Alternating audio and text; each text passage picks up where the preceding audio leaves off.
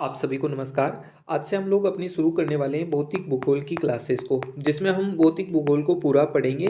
ठीक है। अब देखो, इससे पहले मैं आपको सबसे पहले क्या करूँगा, मैं आपको बेसिक बता दूंगा। भौतिक भूगोल के जो बेसिक कॉन्सेप्ट हैं, इनसे भले ही आपको डायरेक्ट क्वेश्चन नहीं देखने को मिलेंगे, लेकिन जब आप फिजिकल ज्योग्राफी को बहुत ज़्यादा डीप में आगे पढ़ोगे तो आपको इन कॉन्सेप्ट की ज़रूरत पड़ेगी। तो वो मैं आपको अभी करवा दूंगा। ठीक है ना। यूँ समझ लीजिएगा कि ये घर बनाने से पहले, बिल्डिंग बनाने से पहले मैं आपकी नींव दे रहा हूँ। ठीक है।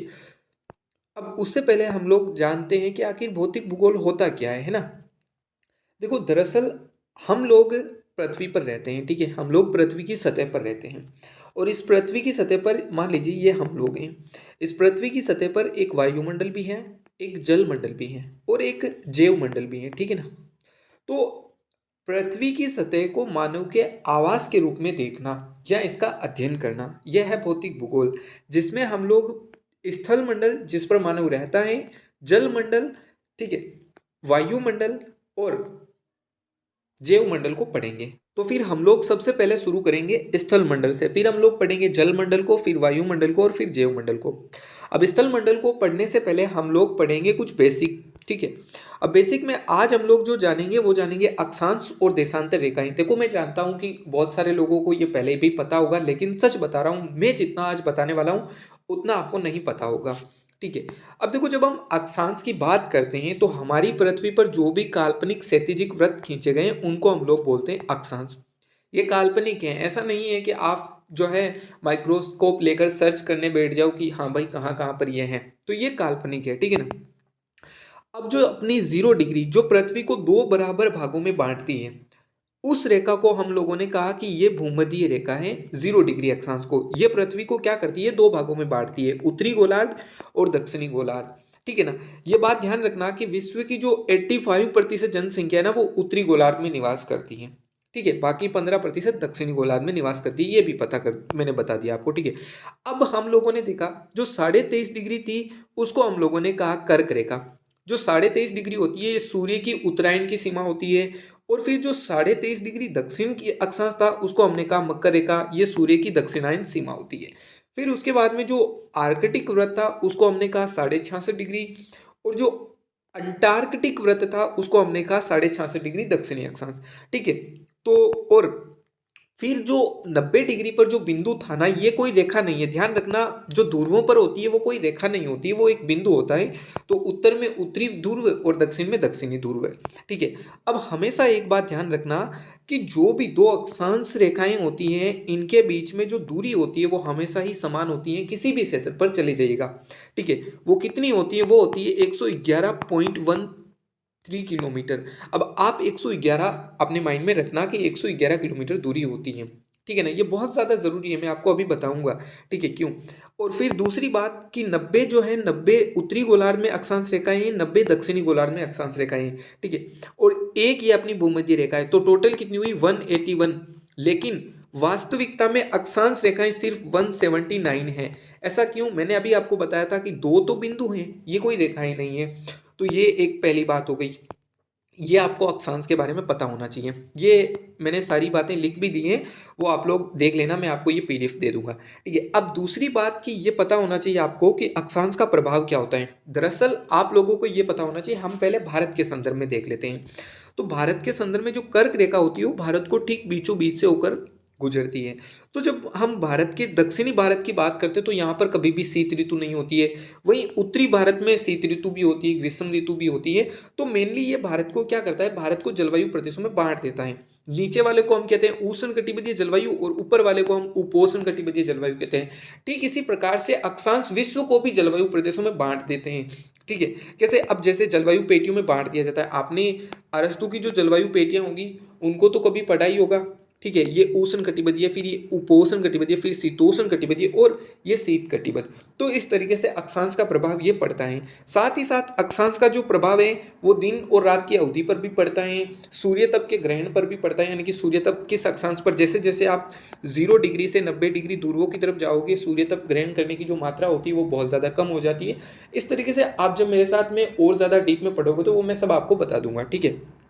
अब हम लोगों का काम होता है, हम लोग जो देशांतर हैं उनको समझते हैं। ठीक है।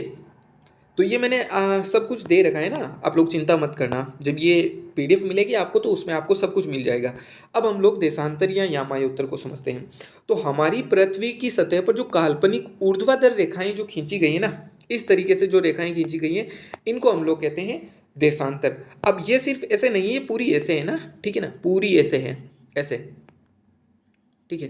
अब आप लोग नोट करो कि जब देशांतर, देखो ये मान लो 0 डिग्री अक्षांश है, जब देशांतर यहां से गुजरा तो देखो इनके बीच में दूरी जो है ना वो अधिकतम है यहाँ पर, और यहाँ पर जो दूरी है वो न्यूनतम है। और जैसे जैसे आप, तो यहाँ पर हम क्या कह सकते हैं कि 0 डिग्री से, 0 डिग्री अक्षांश से जब हम ध्रुवों की तरफ बढ़ते हैं तो देशांतर के बीच दूरी कम होती है, और यही कारण है कि भारत का जो देशांतरीय विस्तार है ना वो कम है, ठीक है ना, जबकि अक्षांशीय विस्तार ज्यादा है, ठीक है। तो ये जब हम भारत का भूगोल पढ़ेंगे तब हम वो देख लेंगे। तो ये पता चल गया देशांतर होते क्या है, और देशांतर के बीच दूरी ध्रुवों पर ज़्यादा होती है, सॉरी ध्रुवों पर कम होती है और भूमध्य रेखा पर ज़्यादा होती है, ठीक है। अब हम आगे देखते हैं, ठीक है, ठीक है। अब विश्वत या फिर भूमध्य रेखा पर देशांतरों के मध्य जो दूरी होती है वो सर्वाधिक होती है। अब देखो देशांतर की संख्या कितनी होती है, तो देशांतर होते हैं 360। कितने होते हैं? 360। अब देखो, अब एक चीज समझना आप लोग कि अपनी जो पृथ्वी होती है वो 24 घंटे में कितनी घूमती है? 24 घंटे में घूमती है 360 डिग्री, और देशांतर कितने हो? 360। तो 1 घंटे में कितना घूमेगी? तो 1 घंटे में ऑलमोस्ट घूम जाएगी अपनी 15 डिग्री। तो यहां पर हम क्या कह सकते हैं, अगर 1 घंटा घूमेगी पृथ्वी तो 15 देशांतर को पार कर जाएगी। अब यही कारण है कि जब हम मानक समय रेखा को लेते हैं तो या तो उसको 15 के गुणांक में लेते हैं या फिर 7.5 के गुणांक में लेते हैं, ताकि क्या होता है, समय की गणना को सही किया जा सके, समय की गणना प्रभावित नहीं होती है। आप लोगों को पता होगा कि भारत का जो है ना 68 डिग्री 7 मिनट से 97 डिग्री और शायद कुछ है 25 मिनट के आसपास, इस देशांतर के कारण भारत करीब 2.5 घंटे का जो है ना भारत के बीच में एक प्रभाव आ जाता है, गैप आ जाता है। यहाँ पर अगर सूर्य आसमान में काफी ऊंचाई तक चला गया है तब यहाँ पर सूर्य उदय होता है, तो ये प्रभाव पड़ता है अपने देशांतर का। तो देशांतर का क्या प्रभाव पड़ता है, तो समय की गणना को ये देशांतर प्रभावित करते हैं। अब मैंने अभी आपको बताया था कि 1 घंटे में आप लोग 15 देशांतर को पार कर जाते हैं, तो 4 मिनट में हम लोग एक देशांतर को पार करेंगे। तो यही मैंने सिंपली यहाँ पर बताया है, ठीक है, ठीक है, 4 मिनट में एक देशांतर को पार करेंगे। अब दूसरी बात कि ये जो मुख्य देशांतर है अपना, ये मुख्य देशांतर ये अपना ग्रीनविच से होकर गुजरता है, ठीक है ना। अब ग्रीनविच से होकर ही क्यों गुजरता है भाई, अपना यहाँ से क्यों नहीं रखा हमने, अपना जो भारत वाला 82.5 डिग्री है उसको क्यों नहीं रखा, ये 0 डिग्री ग्रीनविच में ही क्यों रखा जाता है? क्या आपने कभी इसके बारे में सोचा है? देखो इसके पीछे भी कुछ कारण है। वो कारण ये है कि सबसे पहले तो हम लोगों को पता है कि उपनिवेशवाद के चरण में ब्रिटेन काफी आगे था। फिर दूसरी बात कि ब्रिटेन एक समुद्री शक्ति था, ठीक है ना, एक बहुत ज्यादा बड़ी समुद्री शक्ति था, तो उसके चलते जो भी नेविगेशन होता था उस समय, जो समुद्री यात्राएं वगैरह होती थी, उनमें ज्यादातर जो मानचित्र बेसिस थे वो इसी ग्रीनविच को रखकर रखे गए थे, ठीक है ना। तो आपने देखा होगा कि जो भी भौगोलिक खोज के समय जो यात्राएं हुई थी, जो मानचित्र बने थे वो इसी ग्रीनविच के आधार पर बने थे। फिर दूसरी बात कि जो ग्रीनविच है ना वहाँ पर अपनी पहली जो है ना खगोलीय वेधशाला स्थापित हुई थी लंदन में, ठीक है ना। तो इसके चलते भी उसका एक महत्व है। फिर एक बात ये भी है कि 1884 होगा, तो 1884 में जो है ना अपना एक अंतर्राष्ट्रीय सम्मेलन हुआ था इसको मध्याह्न मानक के लिए। तो इसमें ग्रीनविच को लगभग 22 देश उसमें आए थे, और उन 22 देशों ने इस ग्रीनविच को जो है मध्य मानक चुना था। तो यही कारण है कि हम ग्रीनविच को जो है मुख्य मध्यांतर मानते हैं, ठीक है। अब आप लोगों का एक काम है जो आप लोग नेक्स्ट लेक्चर से पहले करोगे, वो काम ये है कि आप लोग ये देखोगे कि कौन कौन से देश से होकर अपनी भूमध्य रेखा जाती है, कौन कौन से देश से होकर अपनी कर्क रेखा जाती है, कौन कौन से देश से होकर अपनी मकर रेखा जाती है, ये तीनों करोगे। फिर दूसरी बात, किस किस कंट्री से होकर अपनी ग्रीनविच होती है। अब देखो इनको करना कैसे वो मैं तरीका आपको बताता हूँ, क्योंकि आप लोग मेरे को पता है क्या करोगे। तो आप लोगों को रटना बिल्कुल नहीं है। हम लोगों की ये बड़ी आदत होती है कि निकाला मैप और रटना शुरू कर दिया, नहीं, ऐसा बिल्कुल नहीं करना है। हम लोगों को समझना है। तो आपको क्या करना है, पहले तो 2-3 बार प्रैक्टिस करनी है, फिर माइंड में अपने आप वो याद हो जाएगा। तो सबसे पहले आपको देखना है कि हाँ भाई यहाँ से मैं शुरू हुआ, तो मैंने अपनी यात्रा यहाँ से स्टार्ट की। तो नोटिस करेंगे कि भाई इक्वाडोर आया, पेरू, कोलंबियो, ब्राज़ील। जब मैं अफ्रीका के पास पहुंचा तो साओ टोम प्रिंसिप आ गया, गेबोन आ गया, कांगो आ गया, कांगो जो प्रजातांत्रिक गणराज्य हो गया वो आ गया, युगांडा, केनिया, सोमालिया, ठीक है, मालदीव, इंडोनेशिया। इस तरीके से आपको ये पढ़ना है। तो ये सारी आपको 23.5 डिग्री जो उत्तरी अक्षांश है, 23.5 डिग्री दक्षिणी अक्षांश है और 0 डिग्री, इन सबको आपको कवर करना होगा। ये आप लोग कवर करके कमेंट करने जरूर आओगे एंड बता देना जरूर कि अगर आपको मुझे कुछ और इम्प्रूव करने की जरूरत है तो वो भी कमेंट जरूर कर देना, ठीक है ना।